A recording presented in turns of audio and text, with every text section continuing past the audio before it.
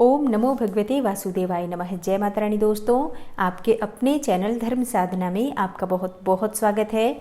माँ भगवती दुर्गा की कृपा आप और आपके पूरे परिवार पर सदा सर्वदा बनी रहे। दोस्तों, आज की वीडियो एक बहुत ही रिक्वेस्टेड वीडियो है, क्योंकि बहुत समय से आप लोगों के प्रश्न आ रहे हैं कि मुख्य द्वार पर जल छिड़कने का सही समय क्या होता है और सही विधि क्या होती है। किस समय हमें जल छिड़कना चाहिए मुख्य द्वार पर? क्या मुख्य द्वार पर जल छिड़कने के लिए स्नान करना आवश्यक है या बिना स्नान किए भी मुख्य द्वार पर जल का छिड़काव किया जा सकता है? झाड़ू लगाने से पहले या फिर झाड़ू लगाने के बाद जल छिड़कना चाहिए? और एक और प्रश्न आया है कि क्या पीरियड्स में हम अपने घर के मुख्य द्वार पर जल का छिड़काव कर सकते हैं या मुख्य द्वार पर दीपदान कर सकते हैं? और जल से ही जुड़ा हुआ एक और प्रश्न है आपका कि मंदिर में जो प्रतिदिन हम 1 लोटा जल रखते हैं, उस जल का हमें क्या करना चाहिए, किस प्रकार प्रयोग करना चाहिए? क्या हम उसे खाने में प्रयोग कर सकते हैं या फिर हम किसी पौधे में डाल सकते हैं? उस जल का उपयोग किस प्रकार से होना चाहिए? और मुख्य द्वार पर जल छिड़कने से संबंधित आपका अगला प्रश्न है कि कई ऐसे लोग हैं जो कि फ्लैट में रहते हैं, कुछ ऐसे लोग हैं जो कि किराए के मकान में रहते हैं, एक ही कमरे में रहते हैं, तो उन्हें अपने घर पर मुख्य द्वार पर दीपदान किस प्रकार से करना चाहिए, जल कहाँ छिड़कना चाहिए, मतलब वो किस जगह को मुख्य द्वार मानकर वहां पर मुख्य द्वार से जुड़े हुए उपाय करें। तो आज की वीडियो पूरी तरह से आपके प्रश्नों पर ही आधारित है, इसलिए बहुत महत्वपूर्ण है। पूरा जरूर देखिए और अगर आपको आज की वीडियो अच्छी लगे तो इसे लाइक भी जरूर कीजिए, क्योंकि आपके लाइक्स, आपके कमेंट्स ही मेरे लिए एकमात्र जरिया है जिनसे मुझे पता चलता है कि आपको ये वीडियो अच्छी लगती है और आपके लिए ये वीडियो उपयोगी है। तो अगर वीडियो अच्छी लगती है तो लाइक तो जरूर ही किया करें। इसके साथ ही कमेंट बॉक्स में माता रानी के नाम का जयकारा भी जरूर लगाएं, इससे आपको सकारात्मक ऊर्जा की प्राप्ति होती है। और अगर आपका कोई भी सुझाव हो, कोई भी प्रश्न हो या फिर कोई भी विशेष वीडियो देखना चाहते हैं तो उसके लिए भी कमेंट बॉक्स में जरूर लिखें। चैनल पर पहली बार आए हैं, अगर अभी तक आपने चैनल को सब्सक्राइब नहीं किया है तो आज की वीडियो अगर आपको अच्छी लगे तो चैनल को सब्सक्राइब जरूर कर लीजिए और बेल बटन को भी प्रेस कर लीजिए। तो इससे ये होगा कि इस चैनल पर जो भी नई वीडियो अपलोड होंगी उनकी नोटिफिकेशन आपको सही समय पर प्राप्त होगी। और अब जानते हैं कि मुख्य द्वार पर जल छिड़कने का सही समय क्या होता है और सही विधि क्या होती है। तो देखिए, अगर आप मुख्य द्वार पर जल छिड़कते हैं तो आपको ध्यान रखना है कि जल आप एक दिन पहले ही, मतलब रात को सोने से पहले, एक पात्र में, कोई भी आप पात्र ले सकते हैं, जैसे कि आप एक तांबे का भी पात्र ले सकते हैं, तांबे का ना हो तो आप पीतल का ले सकते हैं, स्टील का ले सकते हैं, चांदी का ले सकते हैं, जो भी पात्र आपके पास उपलब्ध हो। एक लोटे में थोड़ा सा गंगा जल डाल दीजिए और उसके ऊपर शुद्ध जल भर दीजिए। और हाँ, गंगा जल ना हो तो भी परेशान होने की आवश्यकता नहीं है, सिर्फ शुद्ध जल से भी आप पात्र को भर सकते हैं और उस जल से भरे पात्र को अपने घर की रसोई में रख दीजिए। अब जैसे कि आप अगले दिन सुबह उठकर इस जल का छिड़काव अपने घर के मुख्य द्वार पर करेंगे। अब बहुत से भक्तों के प्रश्न आए हैं कि क्या हम स्नान से पहले ये जल छिड़क सकते हैं या फिर स्नान करना आवश्यक है। देखिए, मुख्य द्वार पर जो सुबह सवेरे सबसे पहले जल छिड़का जाता है, जैसे कि जो रसोई में रखा हुआ जल होता है, ये एक तरीके से उपाय के तौर पर किया जाता है। घर में किसी भी प्रकार की परेशानी हो, किसी भी प्रकार की दुख दरिद्रता हो, गरीबी हो या फिर कलह क्लेश बहुत अधिक रहता है, मतलब किसी भी प्रकार की नकारात्मक ऊर्जा से आप परेशान हैं, बहुत समय से परेशानियों में ही घिरे हुए हैं, तो ऐसे में घर की रसोई में जल रखा जाता है और यही जल घर के मुख्य द्वार पर सुबह उठकर छिड़का जाता है। इस जल के छिड़काव से आपके घर की कोई भी परेशानी हो बहुत शीघ्र समाप्त हो जाती है। इस उपाय को करने से आपके घर में सुख समृद्धि भी आती है, कलह क्लेशों से भी मुक्ति मिलती है, बीमारियों से भी मुक्ति मिलती है। मतलब देखिए, किसी भी प्रकार की मानसिक परेशानी हो, शारीरिक परेशानी हो, आर्थिक तंगी हो या आपके घर में कोई वास्तु दोष हो, किसी भी प्रकार का ग्रह दोष हो, जैसे कि कई बार ऐसा होता है कि कई लोगों के ऊपर कई प्रकार के बुरे ग्रह दोषों का प्रभाव होता है, जिसकी वजह से घर में परेशानियां हमेशा बनी रहती हैं, तो ग्रह दोषों के प्रभाव से भी आपको मुक्ति मिलती है। वास्तु दोष और पितृदोष भी समाप्त होता है। इसके साथ ही जैसे कि बहुत से लोगों के प्रश्न होते हैं कि उनके ऊपर किसी ने कुछ कर करा दिया है, उनके परिवार में किसी भी प्रकार की पहले कोई परेशानी नहीं थी, लेकिन अभी कुछ समय से परेशानियां लगातार आती ही जा रही हैं और कोई रास्ता नहीं मिल रहा परेशानी से निकलने का। तो किसी के भी किए कराए तंत्र मंत्र का प्रभाव हो, किसी की बुरी नजर का प्रभाव हो, तो भी आपके इस उपाय से, मतलब इस 1 लोटे जल से, आपकी परेशानी स्वतः ही कुछ दिनों में समाप्त हो जाती है। तो ये घर की सभी परेशानियों से मुक्ति पाने का रामबाण और सबसे सरल, सबसे आसान उपाय होता है, जो हमारे शास्त्रों में वर्णित है। तो आप अपने घर की रसोई में 1 लोटा जल रखिए रात में भरकर और प्रातःकाल जल्दी उठकर उसी जल से अपने घर के मुख्य द्वार पर छिड़काव कीजिए। अब जैसे कि बहुत से लोगों के प्रश्न आते हैं कि ये जल हमें किस समय अपने घर के मुख्य द्वार पर छिड़कना चाहिए। तो देखिए, सुबह सूर्योदय होने से पहले इस जल का छिड़काव आपके घर के मुख्य द्वार पर हो जाना चाहिए। अब चाहे इसके बाद आप शुद्ध जल से मतलब किसी भी दूसरे जल से अपने घर के मुख्य द्वार को धोते हैं तो बाद में भी धो सकते हैं, कोई समस्या नहीं है। लेकिन इस जल का छिड़काव घर के मुख्य द्वार पर सूर्योदय होने से पहले हो जाना चाहिए। और अब जैसे आपका अगला प्रश्न है कि क्या हमें स्नान करके इस जल का छिड़काव अपने घर के मुख्य द्वार पर करना चाहिए या फिर बिना स्नान किए भी कर सकते हैं। देखिए, ये जो हम जल छिड़कते हैं मतलब ये एक उपाय होता है, तो इसे हम स्नान करने के बाद नहीं करते हैं। सुबह जल्दी उठते हैं और उठकर सबसे पहले घर की रसोई में जाएंगे, उसके बाद उस जल को लेकर आप घर के मुख्य द्वार पर जाएंगे। मुख्य द्वार खोलकर मतलब मेन गेट खोल दीजिए और उसके बाद मुख्य द्वार पर इसी जल का छींटा दीजिए, छिड़काव कर दीजिए।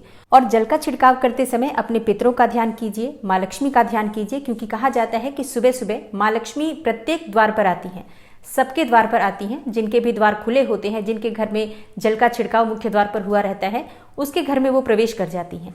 तो माँ लक्ष्मी का अपने मन में ध्यान कीजिए और एक तरह से प्रार्थना कीजिए कि हे माँ लक्ष्मी, आप मेरे घर में प्रवेश करें, मैं आपका स्वागत करने के लिए तैयार हूँ। और इसके बाद अपने पितरों का ध्यान कीजिए, क्योंकि हमारे घर की जो दहलीज होती है वहीं पर पितरों का वास माना जाता है।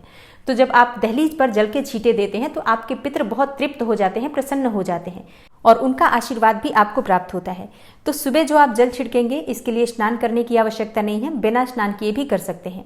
और अब आपका अगला प्रश्न है कि क्या झाड़ू लगाने के बाद हमें जल का छिड़काव करना चाहिए या फिर झाड़ू लगाने से पहले भी जल का छिड़काव कर सकते हैं। तो देखिए, जैसा मैंने आपको पहले ही बताया, सोकर उठने के बाद सबसे पहला कार्य जो आपको करना है वो जल का छिड़काव ही करना है, उसके बाद आप झाड़ू लगा सकते हैं। लेकिन एक चीज़ का ध्यान रखिए, जब हम सोकर उठते हैं तो सबसे पहले बिस्तर पर बैठे हुए ही अपने दोनों हथेलियों को जोड़कर और दोनों हथेलियों को सामने से जोड़कर पूरी हथेली को देखा जाता है, उसमें माँ लक्ष्मी का ध्यान किया जाता है। उसके साथ ही पंच देवताओं का ध्यान किया जाता है। पंच देवता कौन कौन से होते हैं? माँ दुर्गा, भगवान शिव, भगवान श्री हरि विष्णु, गणपति गजानन और भगवान सूर्य देवता। पंच देवताओं का ध्यान हम अपने हाथों में ही करते हैं, हथेलियों में ही करते हैं। कराग्रे वसति लक्ष्मी, कर मध्य सरस्वती, कर मूले तु गोविंद, प्रभाते कर दर्शनम। इस मंत्र का उच्चारण आप चाहे तो कर सकते हैं, नहीं करते हैं तो भी कोई बात नहीं। अपने इष्ट देवता का और पंच देवताओं का ध्यान अपनी हथेलियों में कर लीजिए। उसके बाद दोनों हाथ जोड़कर सभी देवी देवताओं को प्रणाम किया जाता है और उसके बाद अपने हाथ से पृथ्वी का स्पर्श करते हैं, धरती को छूकर प्रणाम करते हैं 2 बार या 3 बार और उसके बाद अपना दाहिना पांव पृथ्वी पर रखते हैं, धरती पर रखते हैं। उसके बाद ही बाकी के जो सभी कार्य होंगे वो उसके बाद ही किए जाएंगे। जल का छिड़काव आप उसके बाद ही करेंगे। मतलब सुबह उठने के बाद सबसे पहले हथेलियों के दर्शन, फिर धरती को प्रणाम कीजिए, फिर धरती पर पैर रखिए और उसके बाद रसोई में जाकर आपको जल लेना है और घर का मुख्य द्वार खोलकर मुख्य द्वार पर जल का छिड़काव करना है। माँ लक्ष्मी का और अपने पितरों का ध्यान करना है। उसके बाद आप अपने घर में आ जाएंगे और उसके बाद जो भी आपके रूटीन वर्क होते हैं, मतलब झाड़ू लगाएंगे या फिर आप स्नान करेंगे, ये सभी कार्य उसके बाद किए जाएंगे। और अब जैसे कि कई लोगों के प्रश्न आते हैं कि जब हम जल का छिड़काव करते हैं क्या उसी समय हम घर के मुख्य द्वार पर झाड़ू लगाकर और पानी डालकर क्या हम मुख्य द्वार की अच्छे से सफाई कर सकते हैं? जी हाँ, बिल्कुल कर सकते हैं। पहले आप जो रसोई में रखा हुआ जल है उस जल का छिड़काव कर दीजिए। उसके बाद और भी पानी डालकर, मतलब अगर आपके पास जल और उपलब्ध है तो और जल लेकर और घर के मुख्य द्वार की अच्छे तरह से झाड़ू से या कैसे भी सफाई कर सकते हैं। और कई लोगों के प्रश्न आए हैं कि हम किसी फ्लैट में रहते हैं या फिर किसी ऐसे कमरे में रहते हैं, किराए के कमरे में, कि हमारे पास एक ही कमरा है, तो हम जल का छिड़काव या फिर दीपदान कहाँ पर करें, किसे हम अपना मुख्य द्वार माने?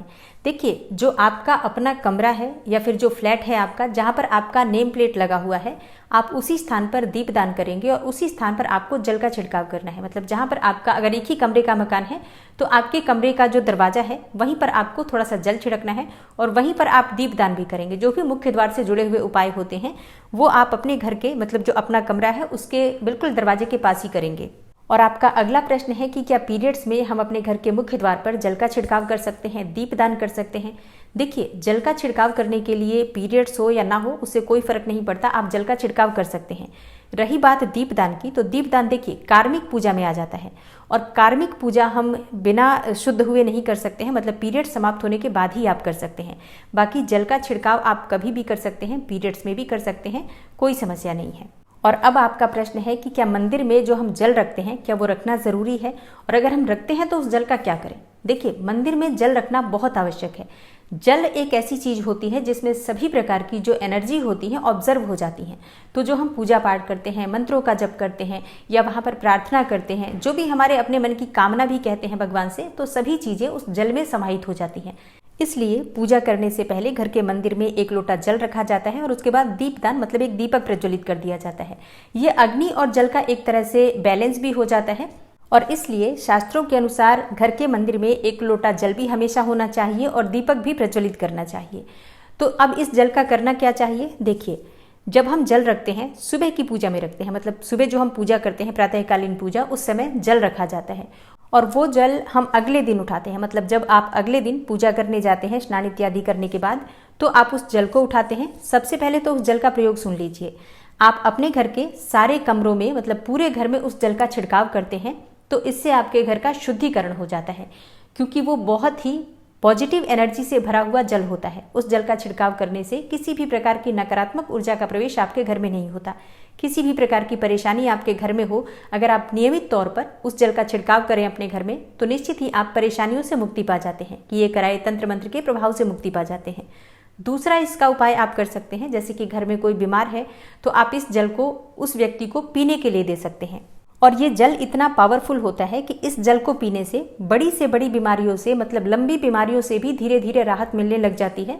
कई बार होता है ना कि आप लोगों के प्रश्न आते हैं कि दवाई तो हम कर रहे हैं लेकिन दवाई हमें लगती ही नहीं है, दवाई का कोई प्रभाव ही देखने को नहीं मिलता। तो ऐसे में अगर उस जल को पीने के लिए रोगी को दिया जाए तो बहुत शीघ्र दवाइयाँ काम करने लग जाती हैं। और जैसे कि परिवार में अगर बहुत अधिक कलह क्लेश रहता है, हमेशा आपस में सामंजस्य बनता ही नहीं है, आपस में हर बात पे मतभेद होता है, तो परिवार के सभी सदस्य इस जल में से अगर थोड़ा थोड़ा पीते हैं तो धीरे धीरे विचारों में परिवर्तन आने लग जाता है। सकारात्मक विचार सभी के होने लग जाते हैं और आपस में समन्वय होने लग जाता है। परिवार से कलह क्लेश और मतभेद हमेशा के लिए समाप्त हो जाता है। और मंदिर में रखे हुए जल का अगला उपाय क्या है, देखिए, अगर आप कोई दुकान करते हैं, कोई व्यापारिक स्थल है आपका, तो प्रतिदिन इसी जल में से थोड़ा सा जल ले जाकर दुकान पर व्यापारिक स्थल पर छिड़काव कीजिए। इससे आपका दुकान, आपका काम बहुत अच्छा चलता है। मतलब किसी भी प्रकार की परेशानी आपके व्यापारिक स्थल पर नहीं आती है, क्योंकि जैसा मैंने आपको बताया ये जो जल होता है बहुत पावरफुल होता है, बहुत पॉजिटिव होता है। तो इस जल का छिड़काव करने से बहुत सारी परेशानियां स्वतः ही समाप्त हो जाती हैं। जैसे अगर आपके दुकान पर किसी की नज़र लगी है, बहुत से लोगों के प्रश्न आते हैं कि हमारे काम को किसी ने बांध दिया है, मतलब किसी की बुरी नज़र ऐसी लग गई है कि पहले तो दुकान बहुत अच्छी चलती थी, अब नहीं चल रही है। तो आप इस उपाय को कर सकते हैं। निश्चित ही बहुत जल्दी आपको परेशानियों से मुक्ति मिल जाती है और दिन दुनी रात चौगनी आपके व्यापार में तरक्की होती है। और हाँ, मंदिर में रखे हुए जल को आप अपने घर की रसोई में, खाना बनाने में, पीने में भी प्रयोग कर सकते हैं। लेकिन खाना बनाने में प्रयोग तभी कीजिए जबकि आपके घर में बिल्कुल सात्विक भोजन बनता हो, मतलब लहसुन प्याज अगर आपके घर में बनता हो तो खाना बनाने में इस जल का प्रयोग नहीं किया जा सकता है। फिर आप इस जल को थोड़ा थोड़ा परिवार के सदस्य मिलकर ग्रहण कर सकते हैं और बचे हुए जल को आप अपने घर में पौधों में डाल सकते हैं। तो देखिए, ऐसा नहीं है कि मंदिर पर रखा हुआ जल बेकार होता है, किसी काम का नहीं होता है। बहुत सारे उपयोग इस जल के होते हैं। अगर हम सही तरीके से प्रयोग करें तो अपने जीवन की बहुत सारी परेशानियों का समाधान मात्र इस एक लोटे जल से हम कर सकते हैं। तो ध्यान रखिए कि मंत्रों से अभिमंत्रित जल बहुत महत्वपूर्ण होता है, बहुत शक्तिशाली होता है। और हमारे घर के मंदिर पर रखा हुआ जल देवताओं का आशीर्वाद होता है, क्योंकि पूरे समय वो देवताओं के पास होता है, देवी देवता वहां पर रहते हैं। तो उस जल में हर प्रकार की शक्ति समाहित होती है, जो कि सकारात्मक शक्तियां होती हैं। और इस जल का प्रयोग अगर हम सही तरीके से करते हैं, मतलब उसको पीने में करते हैं, खाना बनाने में करते हैं, घर में जल का छिड़काव करने में करते हैं, तो इससे हमारी समस्याओं का समाधान होता है। और अगर कोई भी कार्य नियमित तौर पर मतलब प्रतिदिन किया जाता है तो उसका हमें लाभ प्राप्त होता है। कभी कभी करेंगे तो निश्चित ही आपको उतना लाभ दिखाई नहीं देगा, लेकिन अगर आप नियम बना लेंगे कि हर रोज उसी जल से घर में छिड़काव करना है, घर में प्रत्येक व्यक्ति को थोड़ा थोड़ा पीने के लिए देना है, बचे हुए जल को पौधों में डाल दीजिए, दुकान पर छिड़क दीजिए, अपने घर के व्यापारिक स्थल पर छिड़काव कीजिए, बच्चों की बुक सेल्फ में, अपने घर की तिजोरी में, हर जगह इस जल का छिड़काव कीजिए और नियमित तौर पर कीजिए। चमत्कार आपको निश्चित ही देखने को मिलेगा। इसी प्रकार से जो रसोई में रखा हुआ जल होता है उसका छिड़काव अपने घर के मुख्य द्वार पर कीजिए, तो इसका भी आपको लाभ बहुत ही शीघ्र दिखाई देगा। लेकिन इसे अपने रूटीन में शामिल करना होगा, प्रतिदिन नियम से ये कार्य करना होगा, तभी आपको लाभ देखने को मिलेगा। और हाँ, कई लोगों के प्रश्न आते हैं कि मंदिर पर जो रखा हुआ जल होता है वो जब हम अगले दिन उठाते हैं तो उसमें कई बार कुछ चीज़ें पड़ जाती हैं, कोई कीड़े मकोड़े पड़ जाते हैं क्योंकि खुला होता है। तो क्या हम उसे ढक सकते हैं? जी हाँ, बिल्कुल ढक सकते हैं। जब आप पूजा करते हैं सुबह के समय, तो जब तक पूजा कर रहे हैं, जब तक मंत्रोच्चारण कर रहे हैं, तब तक जल खुला रखिए। और उसके बाद जैसे कि आप पूजा पर से उठते हैं तो उससे पहले जल को किसी भी प्लेट से या कटोरी से ढक दीजिए। फिर जब आप अगले दिन उस जल को उठाएंगे तो बिल्कुल शुद्ध और साफ सुथरा जल आपको मिलेगा और उस जल का प्रयोग आप अपने किसी भी कार्य में कर सकते हैं। तो दोस्तों ये है आज की वीडियो। उम्मीद करती हूँ आपके सभी प्रश्नों के उत्तर इस वीडियो में मिल गए होंगे। इसके अलावा भी अगर आपका कोई प्रश्न हो तो कमेंट बॉक्स में लिख सकते हैं। और हाँ, कई भक्तों के प्रश्न आए हैं कि रविवार व्रत की विधि बताइए, तो थोड़ी ही देर में आपको रविवार व्रत की विधि की वीडियो भी मिल जाएगी। इसके साथ ही मोहिनी एकादशी की भी संपूर्ण जानकारी की वीडियो थोड़ी देर में मिलने वाली है। तो चैनल से जुड़े रहिए और ये वीडियो आपको कैसी लगी है कमेंट बॉक्स में ज़रूर बताइए। मिलती हूँ मैं आपसे अगली वीडियो में, तब तक के लिए नमस्कार।